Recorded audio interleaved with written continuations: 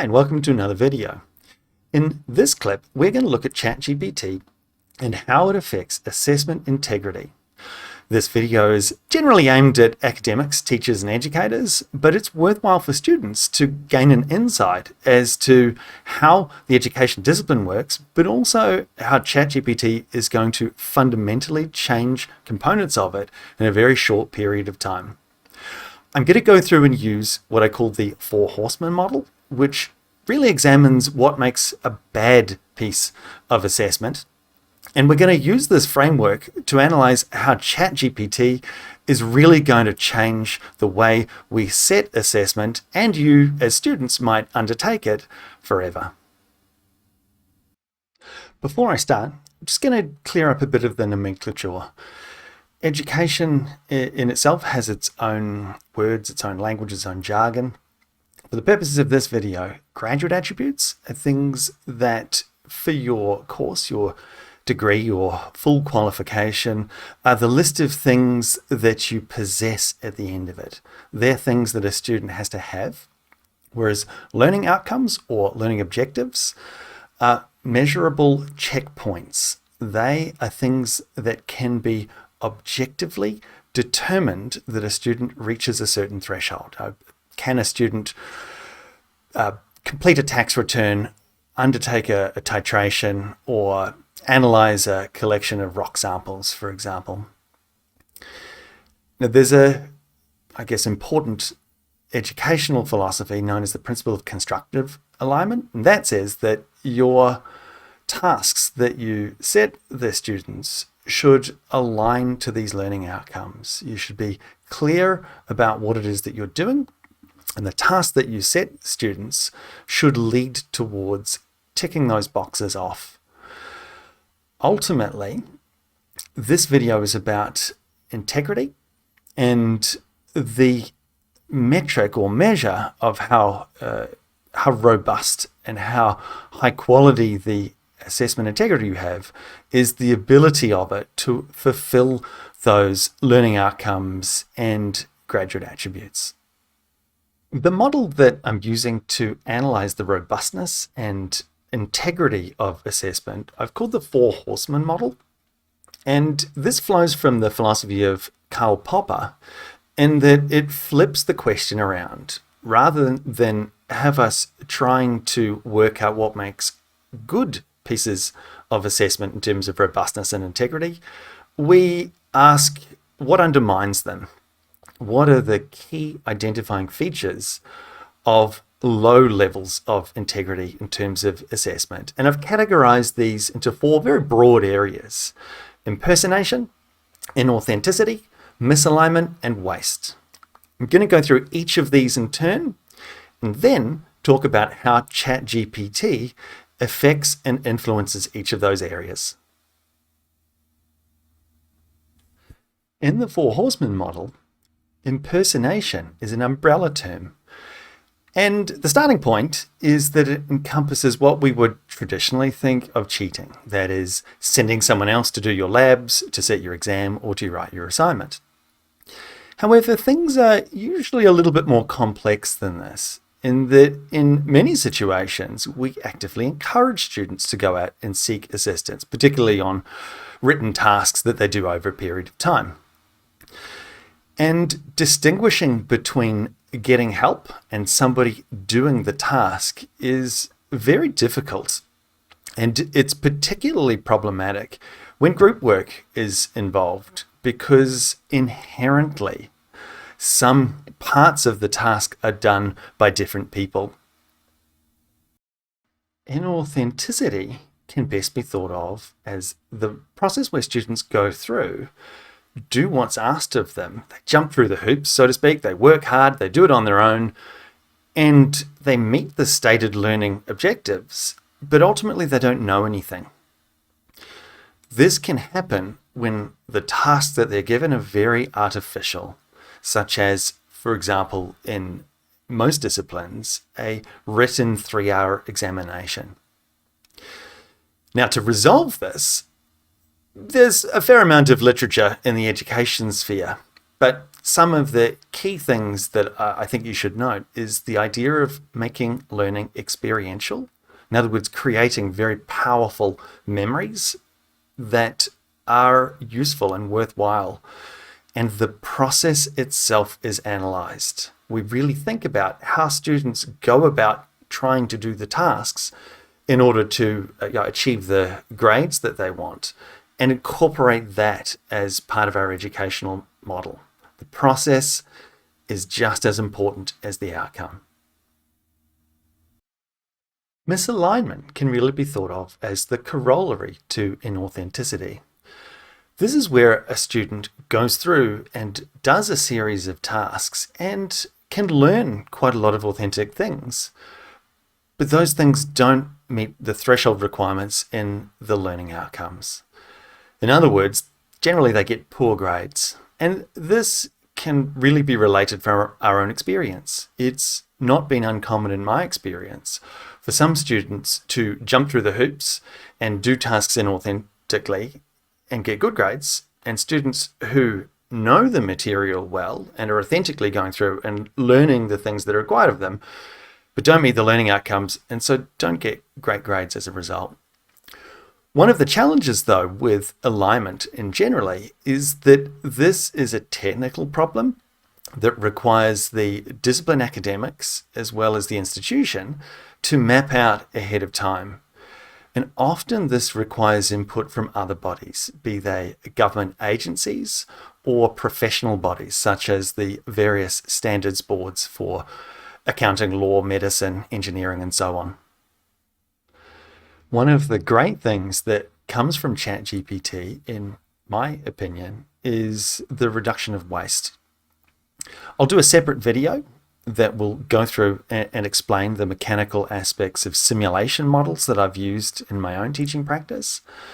However, I encourage all academics and all teachers that are setting pieces of assessment that are going to be influenced or in some way affected by this technology, and that's pretty much all pieces of asynchronous assessment. And part of this process is that, in theory, students being able to fulfill some of the more mechanical aspects of their assessment are going to be freed up in terms of time so that they can make more creative decisions and have more normative thoughts about which things are better or worse than others as part of this process. And that's really exciting. And I think that's something that us as teachers and academics should really be at a glass half full attitude towards, because this technology is coming and it's going to get better and better. And if we don't adapt our own teaching methodology and our own subjects, our own pieces of assessment, we're going to fall behind. And by fall behind, students are going to not want to do our courses and subjects, and us as professionals, as well as the institutions that we're employed by. So how does ChatGPT fit into all of this? Well, I think the first thing to look at with ChatGPT is exactly what it does.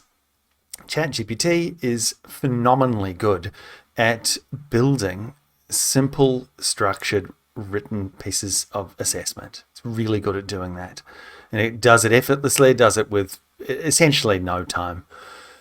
So when we're throwing the word cheating around, and this can be very problematic for students, many of whom can't readily differentiate between legitimate tools and illegitimate mechanisms.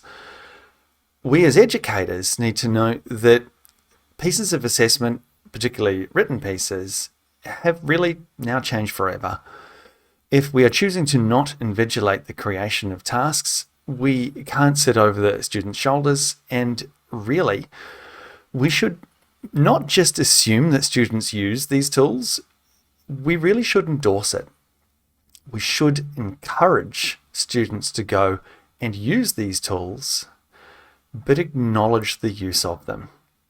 Because ultimately, we're fighting a losing battle. These tools will get better, and while yeah, there are going to be technological solutions that we will be able to use in order to detect whether things have been drafted by an AI. This is like a person putting their hand in a crack on a dam. You're not going to win. And while we can use technology to assist us with this, it perhaps is a better way of going about managing this change by leveraging it. Go with the tide and encourage students to use these tools to scaffold their work. In other words, to do the boring, bulky written work so that the task that they're doing and the time that they spend shifts slightly towards the editing components.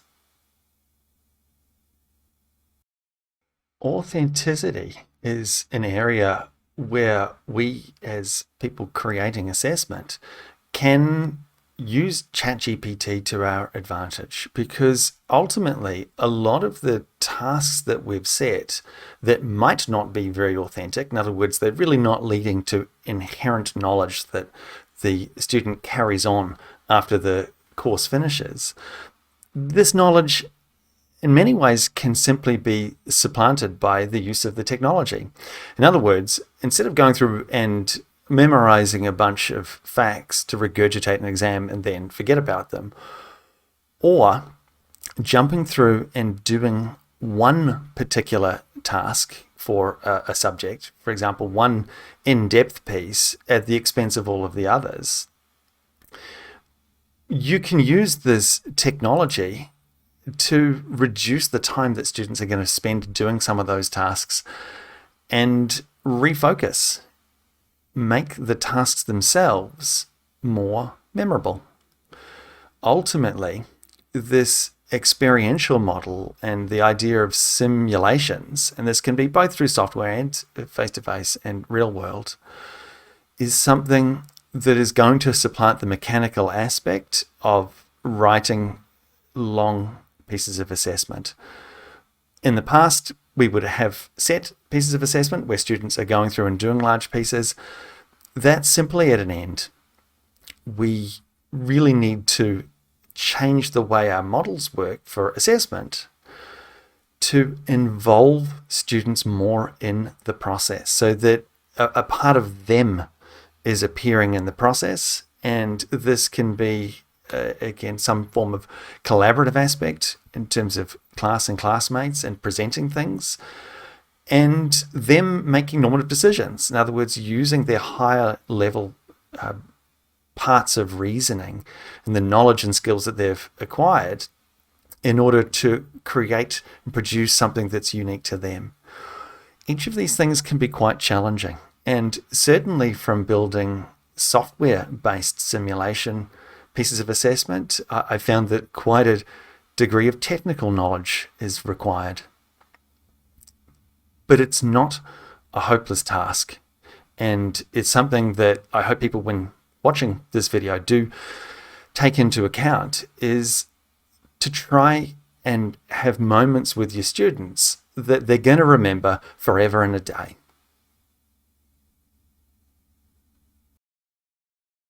ChatGPT is quite problematic in terms of the formal learning objectives or learning outcomes that are already in place. And the reason for that is timeframes. The software was released on the 30th of November 2022, and classes are starting.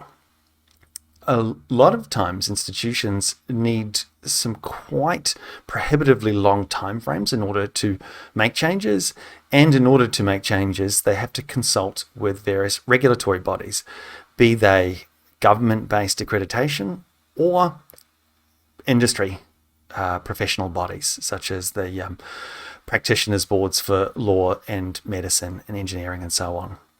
And so these timeframes are something that educators and students alike need to be really aware of, because the classic knee-jerk reaction is to try and prohibit the use of this technology. And this is just going to fail, as it's failed everywhere else with every other similar piece of technology.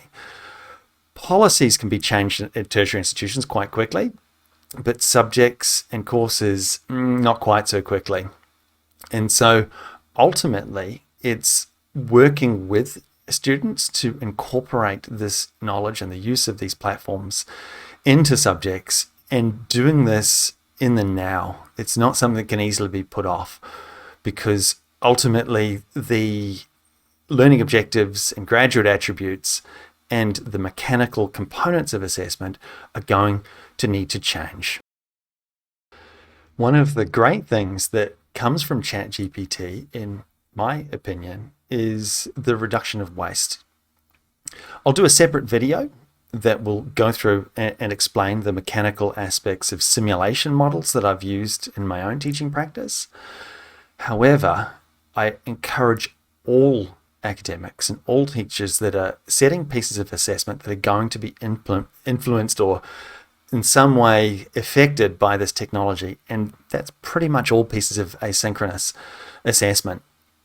And part of this process is that, in theory, students being able to fulfill some of the more mechanical aspects of their assessment are going to be freed up in terms of time so that they can make more creative decisions and have more normative thoughts about which things are better or worse than others as part of this process. And that's really exciting. And I think that's something that us as teachers and academics should really be at a glass half full attitude towards, because this technology is coming and it's going to get better and better. And if we don't adapt our own teaching methodology and our own subjects, our own pieces of assessment, we're going to fall behind. And by fall behind, students are going to not want to do our courses and subjects, and us as professionals, as well as the institutions that we're employed by. So what to do? In summary, get into it. And this applies to both students and teachers. Log in, create an account with OpenAI, and start playing with ChatGPT now. Some of you may be horrified, particularly if you've got courses and subjects that are starting very soon. And for students, appreciate that a lot of educators may not have had the time to go about changing policies and or changing assessment tasks. Be kind and acknowledge this, but also use it to your advantage. It's going to be an exciting time.